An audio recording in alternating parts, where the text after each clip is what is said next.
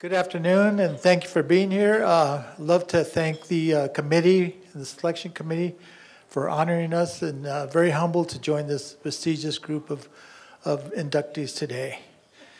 A couple of memorial stuff before we move on.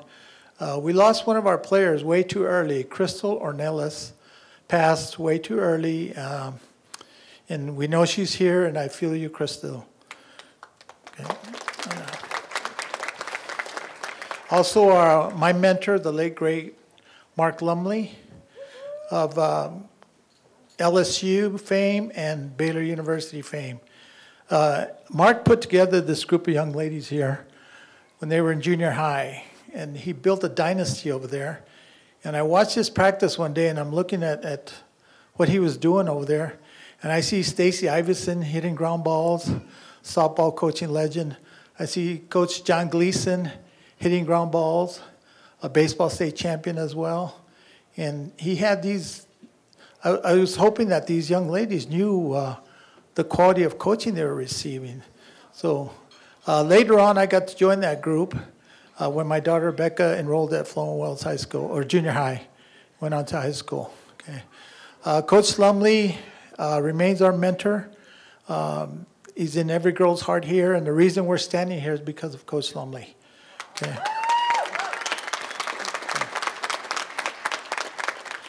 Coach Lumley instilled confidence in these young ladies.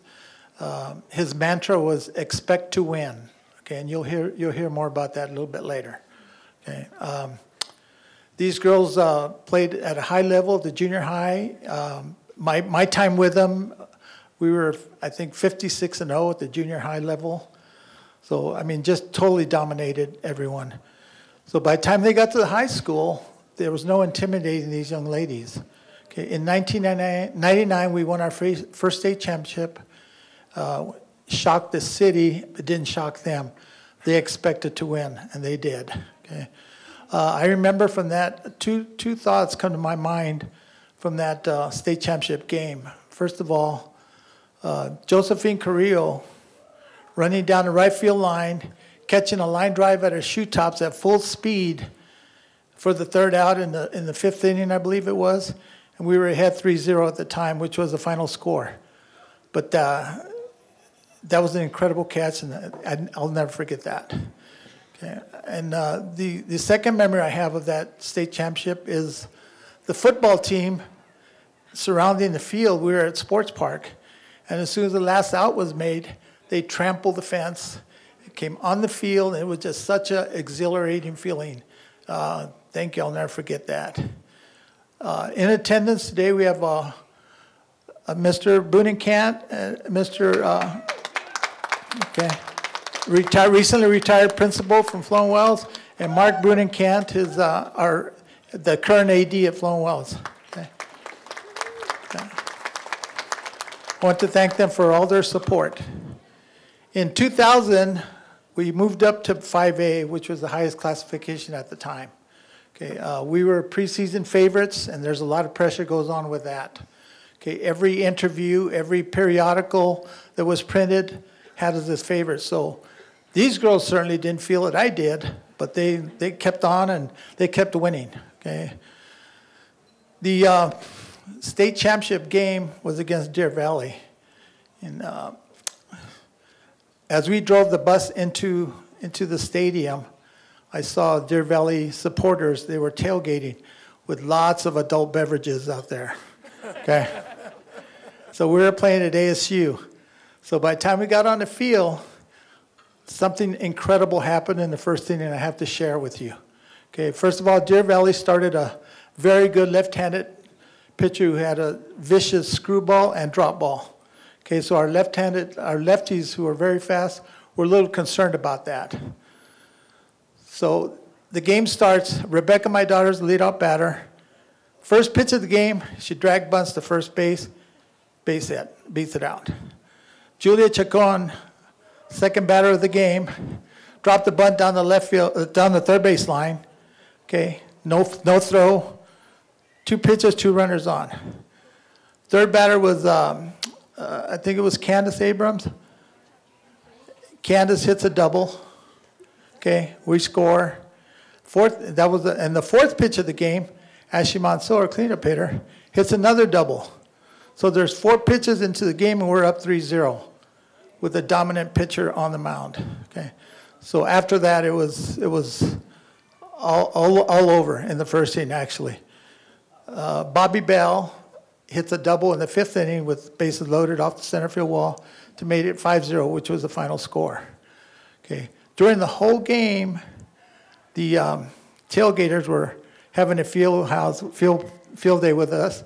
They were yelling at our pitcher, who's Ashley Monceau, who's 6'2". Okay, so they were yelling all kinds of stuff. She never heard them, and it wouldn't have mattered if she did. Every time I walked to the third base coaching box, I was greeted with, "Hey, Cheech, where's Chong?" Okay. Every inning, every single inning. I kept pointing to the scoreboard. Okay. I did give him an answer in the 7th inning, no. When they said where Chong was, I said, "He's in the parking lot with your mom." So I couldn't help it. It's the only time I ever spoke to the crowd. But we had the trophy, and the girls won. We were so talented. Our infield was so talented. I'd be at practice trying to hit a ground ball to the outfield so they could make a throw to one of the bases, and they wouldn't move. I'd say, "I'm going to left field." And they said, "Okay."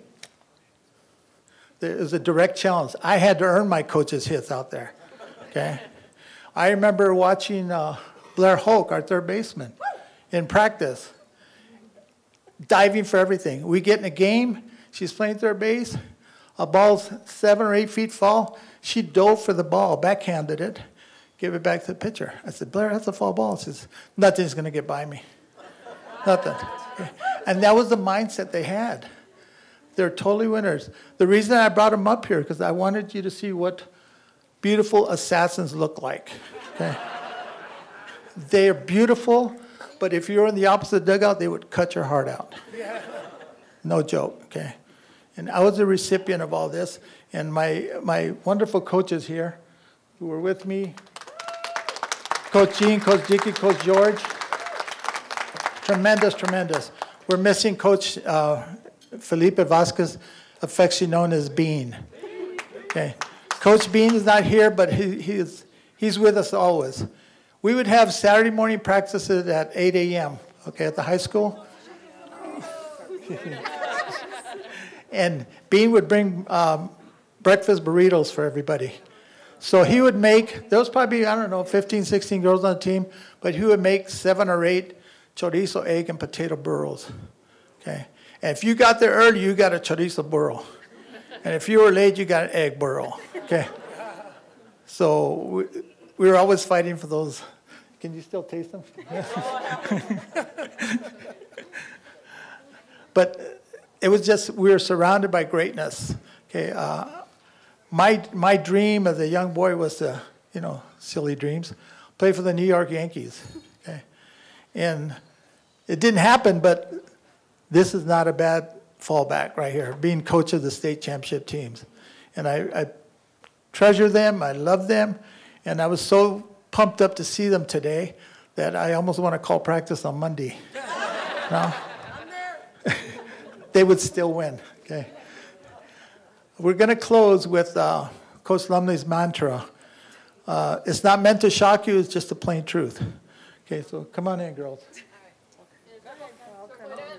This is how ready? We would end practice with this, and it shocked our parents, but it really helped us. Okay. Thorn Wells, expect to win. I am one bad mother! Okay, and they were. Thank you very much.